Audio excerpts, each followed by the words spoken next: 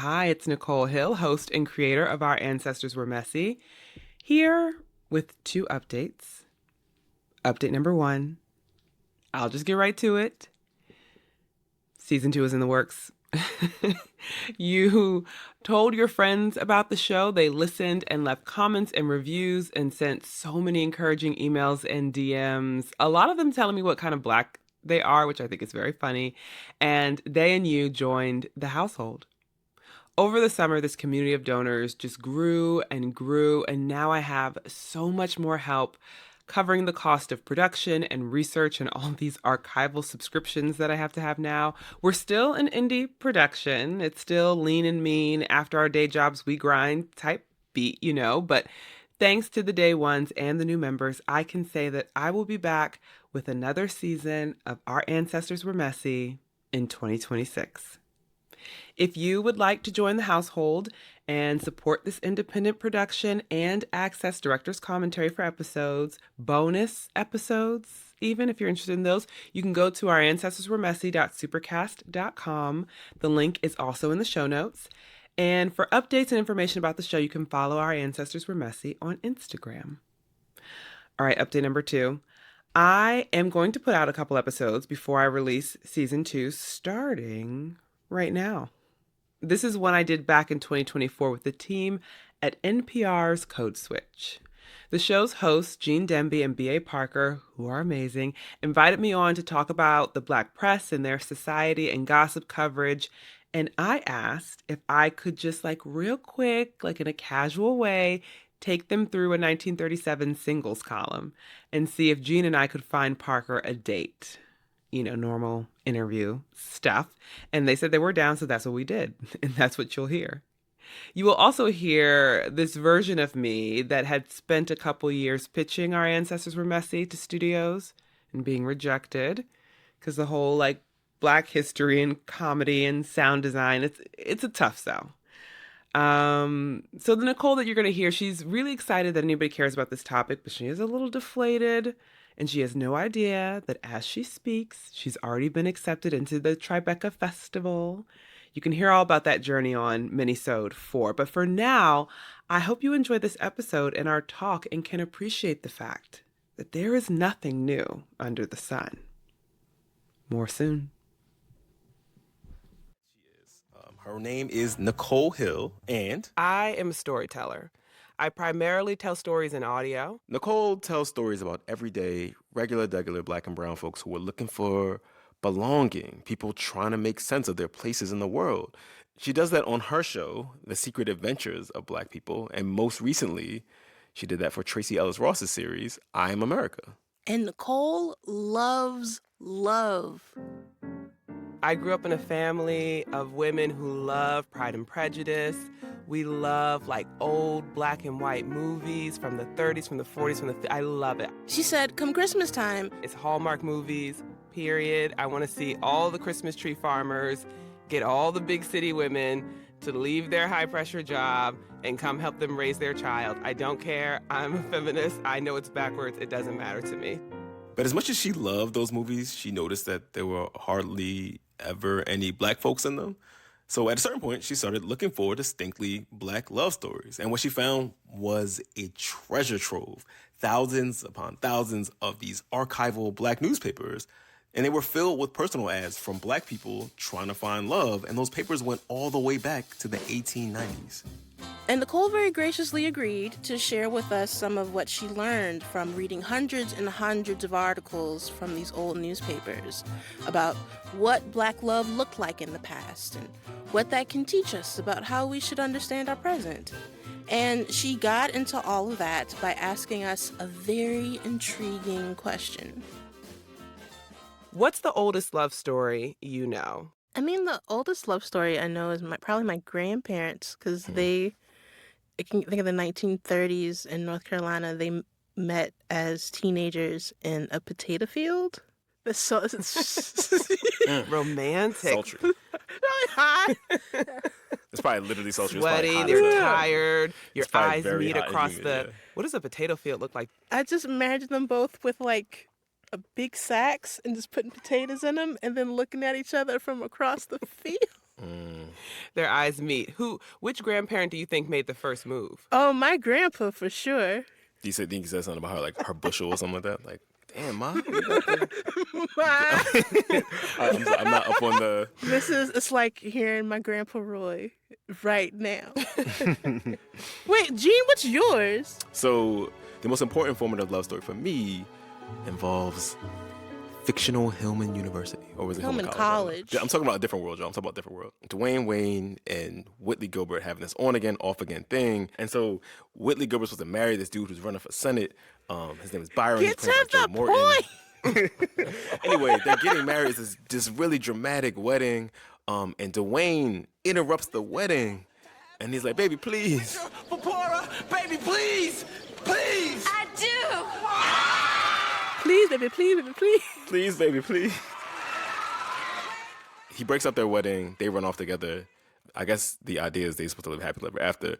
But obviously that's ridiculous now as a grown-up. As a grown-up who has done some healing, no. But as a 10 or 11-year-old, yes, absolutely. So two very different kinds of love stories. But Nichole, you've been reading about hundreds of different kinds of love stories in your research, going through old Black newspapers.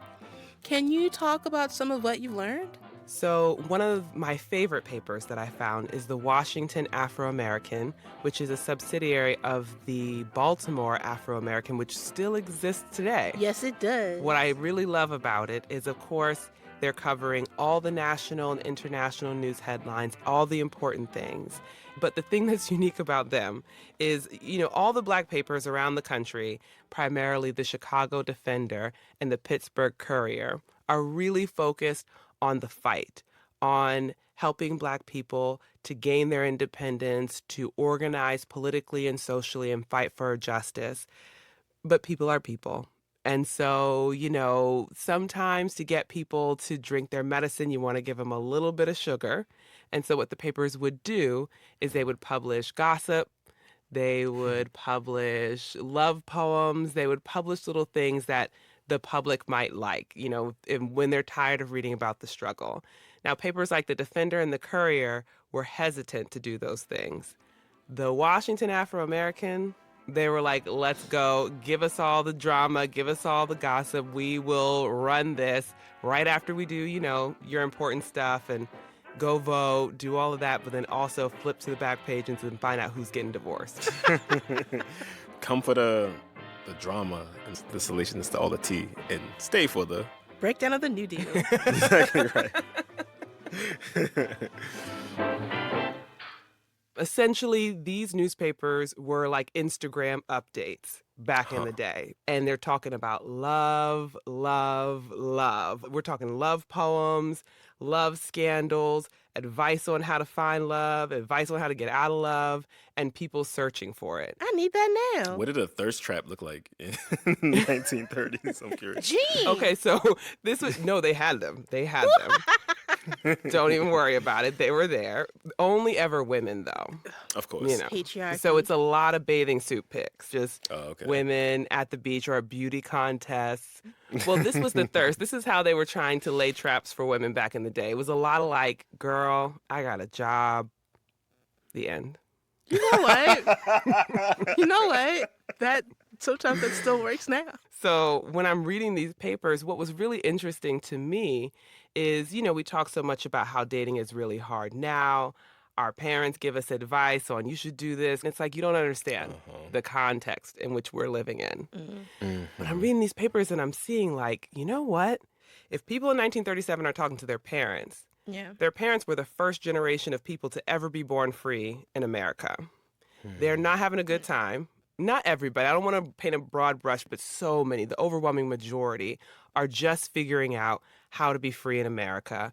And their love stories are coming during the tail end of this kind of Victorian era, like we're going to get together for economics because it's socially acceptable, kind of like a more rigid form of love. Mm-hmm. And then their grandparents were enslaved. And their love stories, they're hard to even know if they shared them at all. And so what they would have imagined for themselves when it came to love may have been pretty limited, but by 1937, Black people are in the midst of the Great Migration. Mm-hmm. Cities are urbanizing.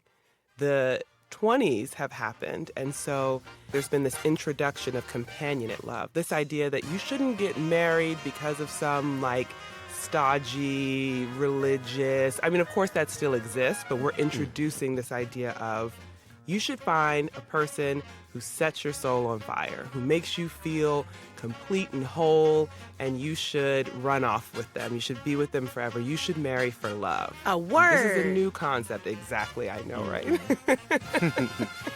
But it's new, and what it means is we're no longer kind of looking over at whoever the next door neighbor and just considering them. We're maybe moving to a new city and looking out at everybody and wanting to go on dates and see how we feel. Are we vibing? Do I feel connected? Or am I bored?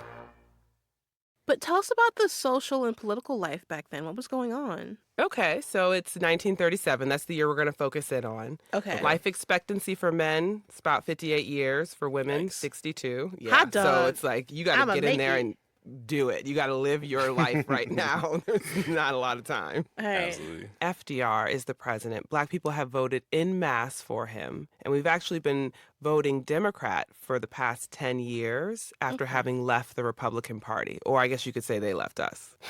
Another way we're breaking from our parents at the time, right? Mm-hmm. That's exactly right. Outside of politics, I'm going to tell you about pop culture. I'm going to tell you what people are getting into for fun. Okay. Okay. Okay, so 1937, there's this new thing that was introduced at the World Fair. It is called television. Hot dog. Okay. People are saying it's going to be huge.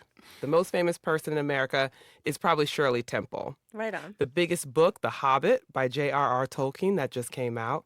Wow. Your big pop stars, the top of the charts, Billie Holiday and Duke Ellington. Oh, And interesting. Taste. exactly, we're living in Right. that time. And there's a really, really popular dance. It's called the Big Apple Dance. White people have stolen it from Black people. Same as it ever was. It's the same. And then if you're living in the cities, you are going out. That is what it is about. It is about hanging out with your friends, hanging out at church, hanging out with colleagues, having fun. It's this idea that you could go to cities in the North that were still segregated but had Black communities, you know, Yeah. like a city like D.C., let's say, which has the highest concentration of Black people in the nation. You have Howard University, and Howard University is the capstone of Negro education in America. And so all these people, the doctors and the lawyers and the great thinkers of that day, are going to Howard, and then they're settling all around U Street, which they called Black Broadway at that time. And so you get there, and you're seeing 200 Black-owned shops and businesses. I think it would be kind of fun to see if maybe Gene and Parker, or maybe one of you, both of you, I don't know your situation, but to see if you could find somebody that you would maybe write to in 1937 to go on another date with. Damn. Never, Okay. never make that sound again, Gene. I'm off the market. I am a perpetually single Black woman in America who is looking for love in 1937. I feel like I would crush it in 1937. I feel like Would you? I would do great. Are you kidding me? With my skill sets? Okay, what are your skill sets? I love this attitude. Yes. I can't cook. Okay, so that's probably already. Okay, all right. I all right. can kind of clean, but I also have a Roomba. Can you like sew? I can darn like socks and stuff. Okay. That's helpful. That's helpful. But like Okay. if you need like a dissertation on Titus Andronicus, or you want to know about Vincent Minnelli's film techniques when he made Hallelujah, I'm that girl. And I'm here, and I'm sure there's a nice, sensible Black man at that time who would love to hear these things while I spend his money. Okay, what kind of a man is Parker looking for both today and 1937, Oh, or yes, if they're yes. different? Well, Very present day, I find, just tall, big dudes who cry a lot and listen to speed metal. But if you go back in time, Like, I would love a nice farmer, just a kind man, funny. He could be taller than me. He doesn't have to be. I know I'm kind of tall. Likes art. Doesn't have to understand it, but at least enjoys it. Just like a nice partner. Nice. And, there you go. That's all I want. Oh, nice is so nebulous. It's not so much to ask, is it? Nice. Non-misogynistic for that time. Okay. He's like, Adjusted oh, for the time. Adjusted for the time. Okay. Okay. Well, I'm going to introduce you to the Lonesome Hearts Column, which is essentially, these are the apps of 1937. Hot dog. It's on page 18 of your local paper in D.C., the Washington Afro-American. Okay. And the editor is a man named Albertine Ash. Albertine. It sounds like a chemical, aspartame. Vaguely cancerous, vaguely carcinogenic. Okay, so he runs this column. He's been running it for years, and he's got some specific instructions. Okay. This is what Albert said. He said, this column is for sincere, lonely hearts. Please do not write flowery language and fictitious names. Lonely hearts are not to be played with. All right now. All right, Mr. Ash. I feel like that's definitely like a Motown lyric. I think it's a good idea to check out the competition to get a sense of what they're saying. So these are the women who are writing and under the column that says husbands wanted. Husbands wanted, not even like, boyfriend to see once a Not month. even boo things. Well, this is the thing. He's naming the column husbands wanted. People are saying they're open. All right. Okay. So we're reading in between lines here. Modern individuals. I'm going to read you this letter signed Brown Eyes. Hello. To the Lonesome Hearts editor, I am 19, light brown, 5 feet 6 inches tall, black hair with a medium-length wavy bob, play piano, like to keep house, like children, and am considered quite good-looking and charming. My father left me a legacy, which I can't receive until I marry. I suppose he thought I would run through it uselessly, alone. But I will share it with the man that I consider for marriage. I could never marry my present boyfriend, for reasons untold. All right. I want to know what those reasons untold might be. So I want some tall, handsome, neat, lovable, brown-skinned man between 25 and 30 to write and send me a picture of himself and credentials. He must be a college man with a good disposition, clean, not drink excessively, industrious, and know how and when to invest. He must be a real he-man of athletic build, but not under 6 feet. Brown eyes. First of all, not He-Man. I mean, it's about 1937. The depression is still kind of like, maybe waning, but it's still happening. Like, people ain't getting enough nutrition. You know what? Brown eyes, I understand. I get where's she coming from. I mean, I'm not saying her standards are too high. I'm just saying, like, wow, she wants all of the things. All right, Steve Harvey. I'm not saying she should lower her standards. I'm just saying, and maybe in D.C., it might be easier to find a college-educated dude. Near Howard. She's like, let's I go. feel like she's narrowing the playing field. Pre-Civil Rights Act, something like 4% of black people had college degrees. So, I mean, I'm just saying, maybe education in particular might be a thing that might be a high threshold to cross. I gotcha.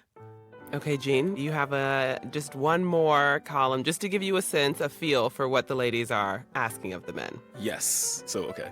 This one is from someone named Smiling Peggy.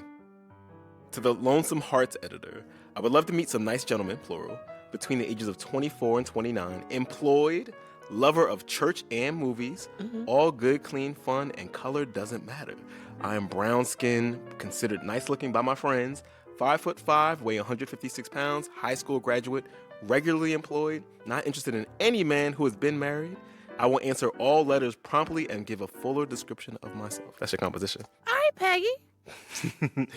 She likes movies, just like you. Movies, So you- church, a Church, man just like with you. sense, and a job. And a job. I feel like you and Peggy are looking for something closer to the same thing. than You and mean Brown Eyes are. a more rational version of a man than what Brown Eyes was looking for? Listen, Brown Eyes ask for everything. All right, so you got the lay of the land. You got a feel for it. Now, I should say, when people say color doesn't matter, what they mean, because we are in 1937, is it doesn't matter if you're light skin or you're dark skin or you're brown. Well, no, there's no mention of dark skin. They mean light skin or brown skin. Nobody mentions dark skin. These colorist people. I know, my people are left out. Everybody just says color doesn't matter. And we should, for those of y'all can't see this, we are all dark brown. All of the three of us. Chocolatey people. Out here fighting for our lives. Every day. Even back then. Even back then. Especially back then. Oh my gosh. Gene and I have both made selections for you. All right. Gene, you better have done right by me. I'm always trying to do right by you, Parker. All right. Nichole, I don't really know you, but I trust you. Gene, I know you, and you're going to do me dirty. I'm not going to do you dirty, I promise. Again. And I am like a producer on a reality show, so who knows what I will do. She wants chaos. She wants drama. Pot stir. Okay. All right. Okay. Okay. I'm ready. Let's go. Let's take turns. We'll go 1 and 1. So, Gene, I'll go first. I'll share my first one. Okay, Parker. Please meet Bachelor number 1. To the Lonesome Hearts editor. Ex-mailman who went wrong. Desires the friendship of a broad-minded and successful woman between the ages of 25 and 55.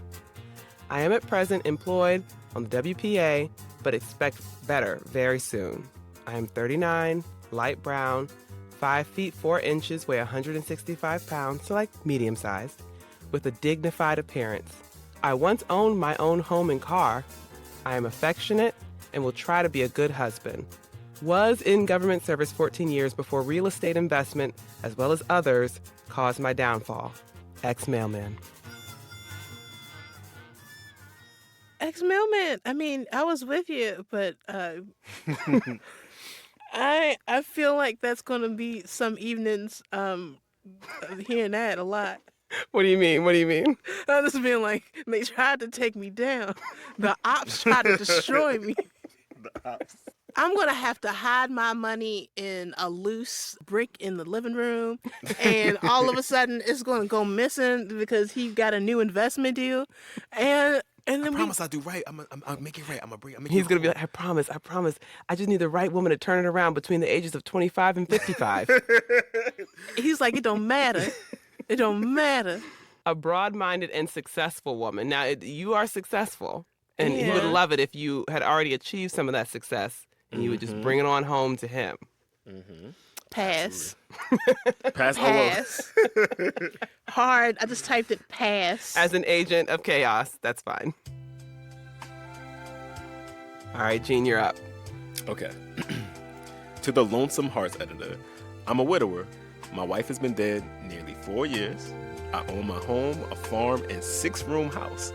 I'm getting old. Wait, is he old? I'm sorry. I'm getting old, but I'm not too old to take care of an honest and kind woman who is strictly a one-man woman. As I'm a one-woman man. I'm an April-born man, and if you don't mind, please give me your birth month. No harm in giving out our birth dates, as the only thing under the sun that makes a good man or good woman is a good principle. Signed, Eastman. Just before you say, I'm just curious if Parker, do you understand? Do you have any idea why I thought that person might be a good match for you? Because I'm an astrology girl. Yes. Oh my God, you get me. See, I told you I was trying to do right by you. God. I feel like. And he's an Aries. Oh my God, that's See? my moon sign. I was like, I feel like y'all be on the same page. Oh my God. So he's got a job, he's got a farm, he's got a 6-bedroom house.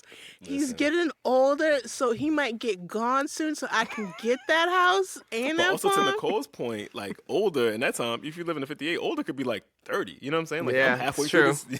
this journey. I can work through it. And he did not mention kids. Oh, that's right. That's right. He didn't. Mm-hmm. Oh, I can make this work. Oh, a nice, kind Aries older man with a big house, like his life together. he's up there right now. Okay. We're working through it. Like, I mean, RIP to wife number 1, but I might be wife number 2. I mean, she might have been like a Libra or something. You know what I mean? Like, that's probably why. The We don't know what stars like happened this to can't her. We work. Exactly. That's 1 vote for Eastman. Okay. Eastman, we Okay. can make it work. All right, next up. To the Lonesome Hearts editor, I am an artist, 43, dark brown skin, 5 feet 8 inches, weigh 185 pounds, neat with black curly hair, and have been in show business over 15 years, own my home in the West, and I expect to go back as soon as my contracts here expire. My wife is dead, and I have a young son. I would like to meet a refined... Oh, wait. What's the problem? Now, just know that people say what they want, but everybody, you know, we have to be flexible with our asks. So, All right. I would like to meet a refined widow, 40 to 45. One, I can't. I'm sorry. I'm not in my 40s, and I'm not a widow. yeah, but this is what he's saying. This is You know, we can't just Okay. rule people out. Like, he's saying Okay. best case scenario, a widow. But he might be open. Let's see. Let's see if you'd still be willing to write to him. One who can appreciate a nice home with pleasing surroundings. I am willing to marry if I can find the right type, but she must be that type girl, or you will be wasting your paper. Color and looks mean nothing. Character is what counts with me. Artist Dontar. All right. Okay, so quick question. Why do you think he's specifically asking for a widow? Maybe she got money? You I know, feel like that could be part of it. The stigma attached to a woman who is 40 or 45 and has never been married might be because he's asked for a refined widow. So that Yes. also seems to be code of like, Yeah. I would like you to have a little bit of money, a little bit of class. That's very specific. And I feel like I could wait out for my Nat King Cole. Like, I can wait this out. I don't know about him. Okay. All right then, Gene. All right, got one more for you though before you make up your mind, Parker, about who your forever boo is going to be. Okay. To the Lonesome Hearts editor, I'm 36 years old, brown skin, weigh 138.5 pounds, that's very specific, barber by trade, a steady worker, and a church man, do not drink or gamble. I would like to get in touch with some refined girl who is looking for a one-woman man for a husband. Color doesn't matter. What I want is happiness at home. I would indeed appreciate a wife, one whose ways and ideas are similar to mine. I'm quiet, old-fashioned myself. I desire one who enjoys the same things I do, as movies, radio, reading, and church. Her height 5'3" to 6 feet, weight 120. Age does not matter. We'll exchange photos. Signed, Homer. I do like the name Homer. It's such a old-timey, wow. All right, we got a 36-year-old barber. He likes church. He likes movies, radio. And a barber back then, like, would have been like a pillar of sort the of social community. hub, right? Yeah, like he would have been There you really go. connected, you know. Okay, so Homer said that he was old-fashioned. What do we think that means? He seems very traditional. I don't know if he would love the independence that I seek. Yeah, Right, exactly. because old-fashioned in 1937 is like 1901, so that's Yeah. Victorian vibes. They're like, Absolutely. I saw Parker talking to some man on the corner. And what were you doing talking to him? Like, I was buying groceries. I can't believe they letting these women read these things. Yeah. Exactly, like that would be. You're right. That would be the vibe. Or like she Oh. went out and she didn't have gloves on her hands. People could see her dirty hands. Like she's Oh my tempting men. gosh. You know. Oh, he's going to tear my books in half. No wife of mine is going to be reading this filth. I'm Just like, tearing but, the book. like, but it's James Joyce. Langston Hughes, what do we know about these Negroes? What? Oh my God. What kind of weird ideas is he trying to put in your head? I'm just thinking about, okay, at Eastman's house, I could turn one of those bedrooms into like an office and a library. Mm. You could knock down a wall. You got Oh 6 my bedrooms. God. Oh, you could knock down a absolutely wall. knock down a wall. The options are endless. Do And I- a farm style house. That's so popular right now. oh my God, Absolutely. HGTV would be on me if they knew. What do you know about farm life? Oh yeah, And Parker, I okay. spent my summers as a kid on a farm. Oh my God. You know, I've seen livestock get get chopped. You know what I mean? Like I know some of the ins and outs. I would have to learn, but oh my God, we have made a Hallmark movie for me in my relationship with Eastman. Oh my God. Okay, so it sounds like you've made your final decision. I feel like I mean Eastman. I could take him or leave him. He seems well adjusted for the time. Mm-hmm. He could be a partner. He's an Aries. He's an Aries. Very important. So he's an independent thinker. and as an Aquarius, you already know. As an Aquarius, I already am. I know you know the vibes.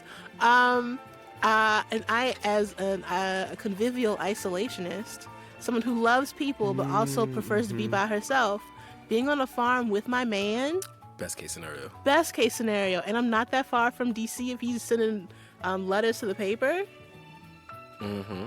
I can see the vision. Gene, this is the most kudos I will ever give you. You did good. You did good. This the most. I mean, I found you a forever boo. Like you found me a forever boo. You found me a farmer who's into astrology. That is like top tier. I want that now. all that means to me is that you're a 30-something woman who lives in Brooklyn. You're not wrong. That's all. There's so much to be said about the beauty of everyday life. And in particular, what fascinates me about this time, about the people who came right after slavery, who were born free, this first and second and third generations, they're imagining what being Black could be. And they're trying on a lot of different identities. Yeah. They're trying real estate investments. Maybe they're failing. They're becoming farmers and businessmen and trying out traveling. There's a lot of people, the papers, especially in Chicago, would tell stories. They'd send their correspondents around the world. And they would just write back stories of this is what life looks like in London. Did you know there are Black people in Italy? And people are wondering, could a Black person travel? Could a Black person be a writer? Some of these papers publish short fiction. I love to read these papers and see them imagine what Black life could be. I never imagined that they were dreaming so big. I think my picture is just that they're suffering, but they're imagining so much for us, and we're living that now, and that's what I really love about visiting the past in this way. Are you saying that I'm going to hate myself for saying this? Do it. I know. Go ahead. Right. We are our ancestors' wildest dreams. Gene. There it is.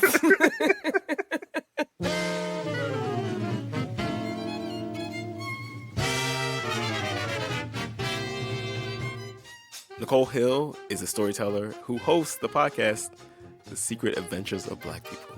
Nichole, thank you for coming on. This was so much fun. Thank you for having me. I'm sorry that I didn't find you a better boo. It's all Parker. right. It's all right. This was an absolute delight. I've learned a lot, and I've learned not to underestimate Gene. Or the stars. And that's our show. You can follow us on Instagram at NPR Code Switch. If email is more your thing, ours is codeswitch@npr.org. And don't forget to subscribe to our newsletter. You can do that at npr.org/codeswitch newsletter. And subscribe to the podcast on the NPR app or wherever you get your podcasts. And we just want to give a quick shout out to our Code Switch Plus listeners. We appreciate y'all and thank you for being subscribers. When you subscribe to Code Switch Plus, it means you get to listen to all of our episodes without sponsor breaks, and it also helps support our show. So if you rock with us, if you like our work, please consider signing up at plus.npr.org/coach.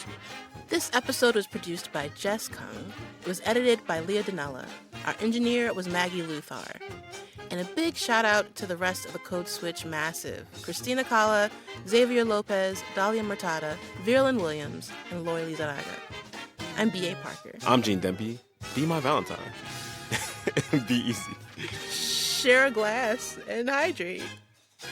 God. Ooh, some of these people ain't Black. Okay. I know, I threw some in. Oh, okay. So this is Gene, like don't give BL... too much away. I'm sorry. Sorry. So it is like the BLK app after all. Have you been on that app for real? Yeah, it's all of a sudden a random ass white man is in the mix, and I'm like, where did Wow, Mike yeah, come that's from? a choice.